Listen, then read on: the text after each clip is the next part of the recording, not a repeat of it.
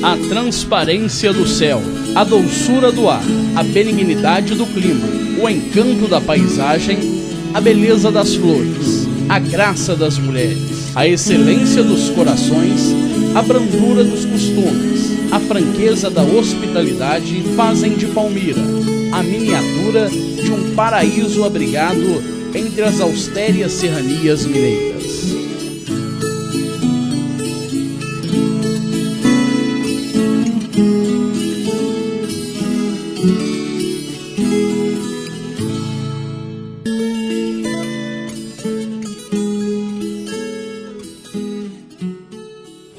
A mesa diretora da Câmara Municipal do ano de 2011 entendeu que seria importante nós relatarmos um pouco da história do município de Santos Dumont, desde João Gomes até os dias atuais, através de um vídeo. Neste vídeo, vocês poderão acompanhar todo o desenvolvimento da história da nossa cidade, desde o Arraial de João Gomes, passando por Palmira e a Santos Dumont. Tenho a certeza de que muito do que foi feito na história servirá para indicar o futuro da nossa terra. Assista e com certeza você passará a amar muito mais do que você já ama a nossa terra. O caminho novo. Com a descoberta do ouro pelos bandeirantes, no final do século XVII, criou-se um caminho que iniciava-se em Paraty, Rio de Janeiro, passando por Guaratinguetá e Taubaté, São Paulo, e avançava então a província de Minas Gerais, conhecida como Caminho Novo. Com o aumento da exploração das minas de ouro e as dificuldades para se percorrer este trajeto, se fez necessário encurtar as distâncias entre o Rio de Janeiro e o interior, o que facilitaria o transporte e, consequentemente, a fiscalização.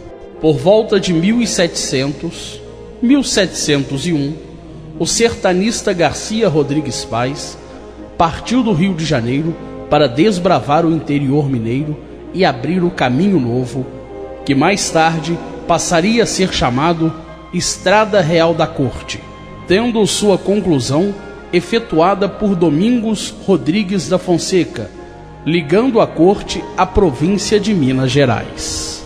O município de João Gomes. Com a intenção de povoar a região, a coroa portuguesa multiplicou as concessões de sesmarias ao longo da nossa estrada. No início de 1709, Domingos Gonçalves Ramos requereu uma sesmaria para onde trouxe seus familiares. Posteriormente, a sesmaria foi subdividida e uma parte dela vendida a João Gomes Martins no ano de 1728, a qual posteriormente ficaria conhecida como Rocinha de João Gomes, correspondendo ao bairro Santo Antônio, hoje, ou João Gomes Velho. A outra parte, que correspondia à cidade, pertencia a Pedro Álvares, genro de Domingos Gonçalves. Relatos descrevem o Arraial de João Gomes como sendo dotado de belas paisagens, comparando-se, no imaginário da época, com o sul da Suíça. O Arraial era então distrito de Santo Antônio do Paraibuna, atualmente Juiz de Fora. Através da lei provincial, em 1854, foi incorporado ao município de Barbacena. Em 1865, desmembrava-se da freguesia de Chapéu d'Uvas e 2 anos mais tarde eleva-se à categoria de paróquia. Alguns fatores foram fundamentais na mudança do povoado. Um deles, a chegada da estrada de ferro Dom Pedro II ao Arraial de João Gomes. O outro foi a criação em 1880 do Clube Recreativo e Literário João Gomes. A matriz de São Miguel e Almas. João Gomes e sua esposa trouxeram de sua freguesia, originária de Portugal, uma imagem de São Miguel e Almas para sua fazenda, construindo entre 1729 e 1730 em sua propriedade uma capela de adobe para abrigar a imagem do santo. Com o passar dos tempos e o falecimento de João Gomes, a capela que abrigava a imagem de São Miguel foi se deteriorando, sendo necessária a construção de uma nova igreja. De 1847 a 1850 foi o tempo que demorou a construção da igreja de São Miguel e Almas, composta apenas de 2 torres, tendo como padre João Rodrigues de Melo. A Estrada de Ferro Dom Pedro II. A ideia da construção da Estrada de Ferro Dom Pedro II surge por volta de 1835 no Brasil, a qual ligaria a corte às províncias de Minas Gerais e São Paulo. Várias dificuldades assinalaram a construção da grande ferrovia que se destinava a Minas Gerais, sendo a mais difícil delas a Serra do Mar. Mas com esforço sobre-humano foi vencida. Em 1877, chegaram os trilhos ao limite da cidade de João Gomes, onde, por doação espontânea de terrenos, encontra-se a estação local. Ficou responsável pela construção do trecho, que ia de Mantiqueira a João Aires, o engenheiro Henrique Dumont, que durante esta, em uma casa de propriedade da própria ferrovia, estabeleceu-se com sua família, já composta de 5 filhos, e à véspera do 6º, Alberto Santos Dumont.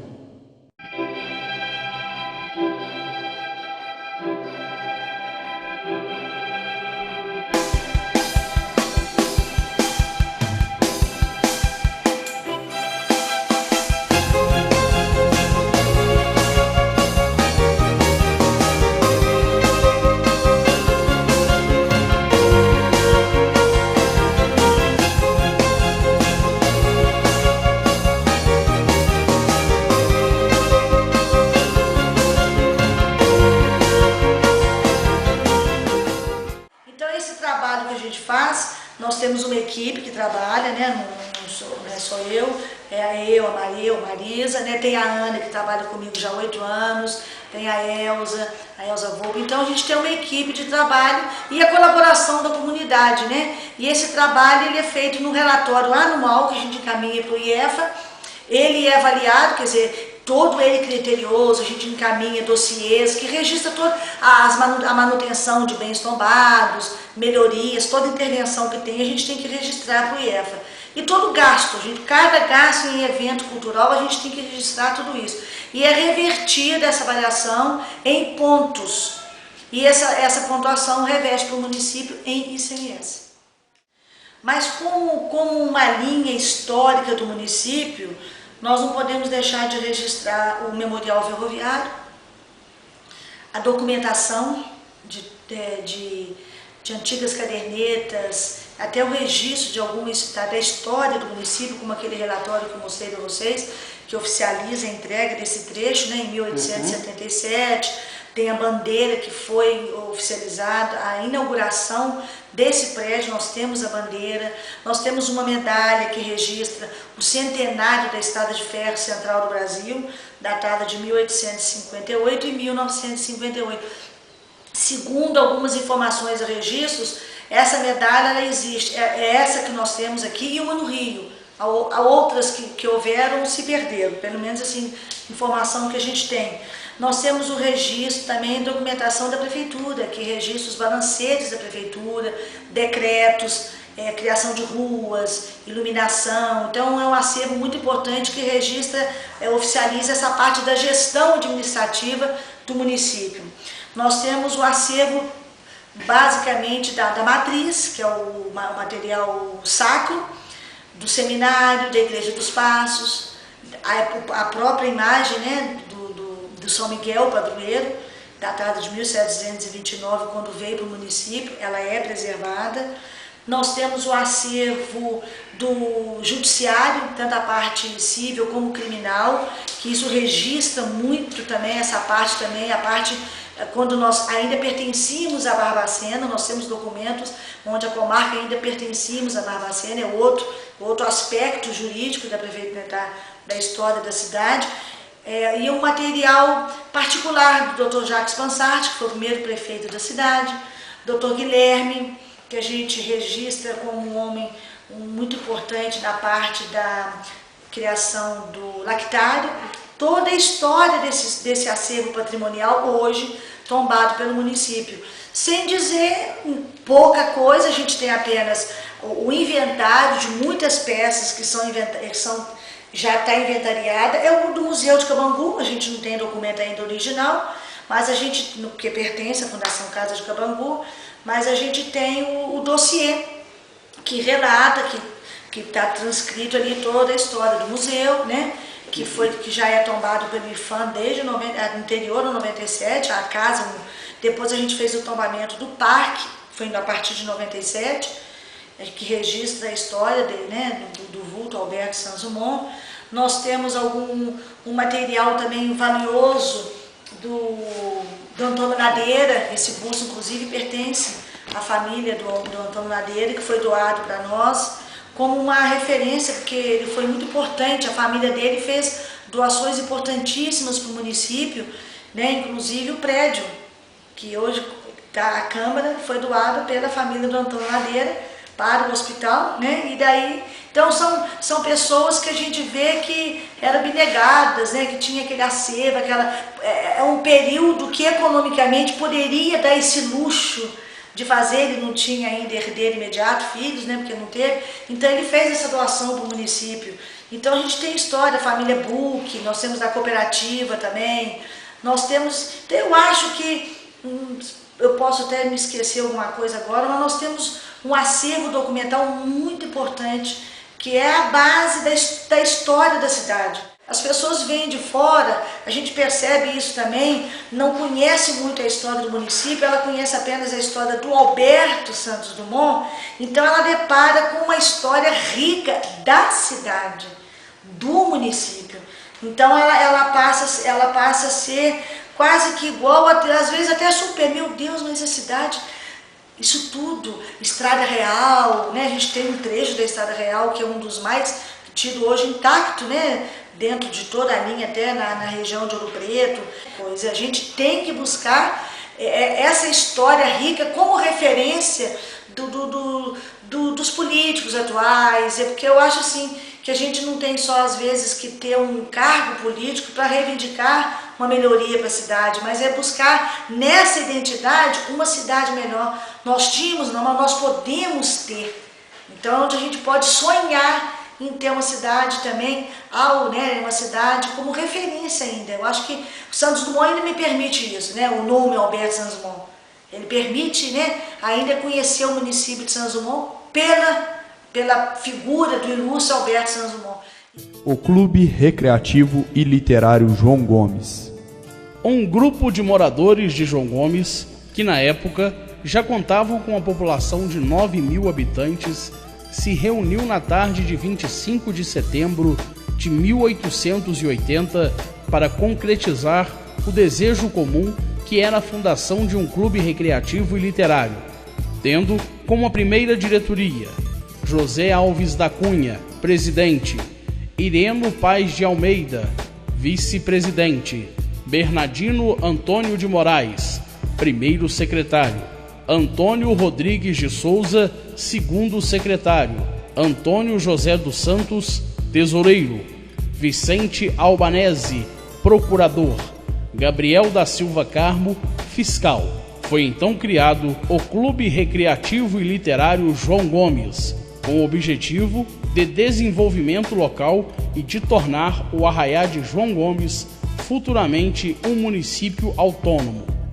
O município de Palmira, a princesinha da Mantiqueira. A versão sobre a origem do nome Palmira conta que o povoado guardava semelhanças com a cidade síria de Palmira, a qual, mesmo estando no interior de um deserto, transformava-se em oásis próspero, favorecida pelos recursos naturais.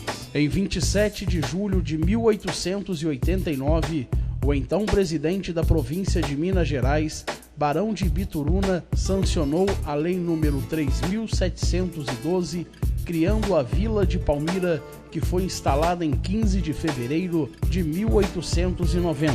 Para administrar a nova vila foi criado um conselho de intendência, cujo presidente era Carlos da Silva Fortes. Em 1892, por ter sido eleito deputado estadual, Dr. Carlos da Silva Fortes renuncia ao cargo de presidente da intendência, passando-o então ao vigário José Augusto de Almeida. O vigário José Augusto de Almeida. O então presidente da Câmara e como tal chefe do Poder Executivo e também vigário da paróquia, em sua administração foi feita a instalação da iluminação pública.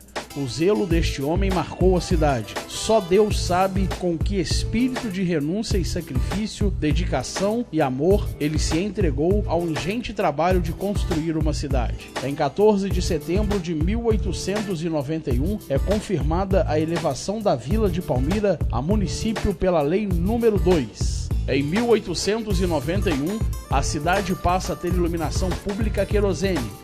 E em 1892 é instalada o Poder Judiciário na cidade, criando a comarca de Palmira. Em 1898 é instalado água potável a domicílio. Em aproximadamente 1850 começa na Mantiqueira, na fazenda Passa 3, a criação do gado holandês, o qual depois se explana por várias outras fazendas da região. Por conter magníficos reprodutores e as vacas desta espécie serem ótimas produtoras de leite, tanto em quantidade como em qualidade. Em 1888, o Dr. Carlos Pereira de Sá Fortes montou na Mantiqueira uma fábrica de laticínios, especialmente destinando à produção de queijo tipo holandês, queijo tipo reino, sendo a primeira fábrica de laticínios do Brasil e da América do Sul. E em 1889, o imperador Dom Pedro II, em passagem por Barbacena, apreciou a manteiga e os excelentes queijos do reino, fabricados na Mantiqueira. E a mesma, a partir de 1890, contava com uma linha férrea que ligava a fábrica de Mantiqueira à estação central do Brasil.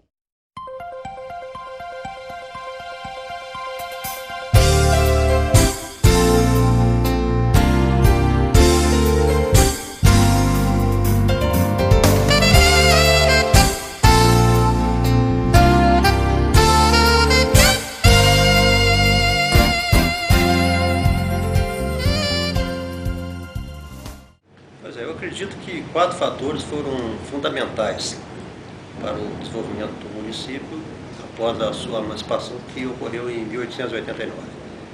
Foi a expansão da bacia leiteira da região, que viria a se tornar uma das maiores do estado, a implantação da indústria laticinista, pioneirismo na implantação da indústria laticinista, a chegada da rede ferroviária na região, que trouxe o projeto do transporte ferroviário na região, que trouxe o transporte sobre o progresso dos trilhos, e tudo isso aliado à vocação pioneirista dos habitantes ilustres aqui do lugar. Pois é, nós podemos considerar como um marco desse processo a chegada do gado holandês na região aqui. Isso ocorreu por volta de 1850, lá na fazenda Passa 3, em Mantiqueira. Foi quando Carlos de Sá Fortes, um grande fazendeiro do lugar, importou os 2 primeiros exemplares de gado holandês. O cruzamento desse gado raçado com o gado nativo aqui da região passou a gerar um rebanho de uma qualidade superior, aumentando assim a produtividade. Esse fator acabou influenciando os outros pecuaristas da região, muitos inclusive da própria família Sá Fortes. Todos passaram a modernizar suas fazendas e investir na pecuária leiteira, tornando a região da Mantiqueira um exemplo de bacia leiteira no estado, talvez a maior do estado. Tudo isso viria a desencadear o processo que levou à implantação da indústria laticinista aqui na região. A primeira fábrica de laticínios do Brasil e da América do Sul foi construída também em Mantiqueira, em 1888, pelo Dr. Carlos Pereira de Sá Fortes, que viria a ser neto de Carlos de Safortes, que introduziu o gado holandês. O Dr. Safortes, além de médico, ele era pecuarista, um dos grandes pecuaristas do lugar. Conhecia o potencial da bacia leiteira do lugar e o clima adequado para a produção do queijo, semelhante às regiões produtoras na Europa. Então, numa das suas viagens de estudos que ele fez à Europa, ele importou os equipamentos e construiu em Mantiqueira a primeira fábrica de laticínios do Brasil e da América do Sul. Foi quando passou-se a produzir no Brasil queijos com a mesma qualidade dos queijos europeus. Antigamente os queijos que aqui eram produzidos eram mais ou menos para consumo imediato, usando-se a produção artesanal. Com a implantação da indústria, passou-se a fazer em escala industrial queijos com a mesma qualidade dos queijos europeus, que era consumido praticamente somente na corte. Daí o nome queijo do reino. Nesse processo, que se iniciou em 1888, a fábrica de Mantiqueira passou a produzir os queijos, né, em escala industrial, e iniciou-se também um processo de resfriamento de leite, um projeto inédito na época, que permitiu o abastecimento da capital, Rio de Janeiro, com o leite cru resfriado. E para isso teve um fator fundamental, a chegada da linha ferroviária. Sem isso não seria possível. A estação ferroviária de Mantiqueira, inclusive, foi construída exatamente com essa finalidade, que é atender a bacia leiteira da região e, consequentemente, abastecer a capital com os produtos. O que aconteceu? A partir da iniciativa de Carlos de Safortes, os grandes laticinistas da região aqui se envolveram no processo. Então, no início do século, começaram a surgir as grandes indústrias laticinistas da região. Foi quando foi fundada a Companhia de Laticínio Alberto Buch, né, em Santos Dumont, que viria posteriormente até encampar a fábrica de Mantiqueira. Posteriormente teve outros grandes laticinistas, né, como a Companhia de Laticínio Ribeiro Fonseca, e a região de Santos Dumont passou a produzir os melhores queijos do Brasil, um processo que durou aí por muitos anos. A indústria laticinista na região vivia uma fase áurea, né, de grande expansão. Só tinha um complicador, que todo o coalho que era utilizado na produção dos queijos era importado. Isso fazia com que somente as grandes empresas que tinham um capital maior pudessem ter acesso a esse produto. Foi quando, em 1923, o imigrante holandês John Kingman, que era gerente da fábrica de laticínios de Alberto Buch em Mantiqueira, construiu no Brasil a primeira fábrica de coalho, a fábrica de coalho Frisia. Esse processo causou uma grande revolução no setor, porque o produto, a partir do momento que o produto foi disponibilizado para todos, o pequeno produtor de leite também passou a ter a possibilidade de fabricar o seu produto, criando-se assim uma forma de economia familiar na região. Foi quando o queijo mineiro teve uma grande expansão na sua produção. O João King, o imigrante holandês, ele era gerente da fábrica de laticínios de Mantiqueira. Então ele vivenciava todo aquele processo e via a dificuldade de se importar o coalho. Tá? Então ele era laticinista na Holanda, ele sabia o processo de fabricação do coalho, uma enzima retirada do estômago de animais. Tá? Anteriormente, aqui no Brasil, muitas vezes usava-se o estômago de tatu para poder tirar uma enzima para fabricar o coalho, mas era um produto um pouco artesanal. O João Kim conhecia esse processo, ele já haveria aprendido na Holanda. Então ele voltou à Holanda, aprendeu, se aperfeiçoou no processo e começou a fazer os testes em Mantiqueira.